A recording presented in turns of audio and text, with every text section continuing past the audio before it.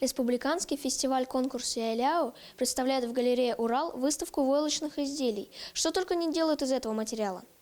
В 2002 году галерея «Урал» запустила проект по башкирскому войлоковалянию. С тех пор каждый год количество участников становится все больше и больше. Оказывается, из такого народного и древнего материала можно сделать вполне современные штуки.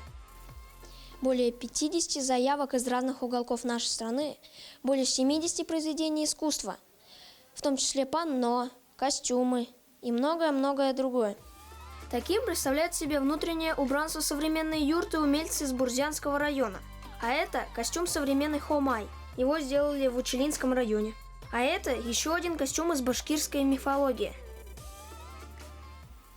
В работах использованы, можно сказать, практически все приемы изготовления современного войлока, но не забыты и традиционные, народные способы.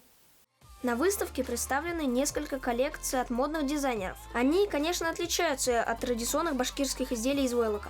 Плюс ко всему есть экспонаты, которые не отличить от изделий первых башкирских мастериц. Такая выставка помогает сохранять народные ремесла. В работах представлены самые разнообразные техники и идеи. Есть чему вдохновиться и удивиться. Аделя Сунаргулова, Искандер Асмагилов, специально для Горы новостей.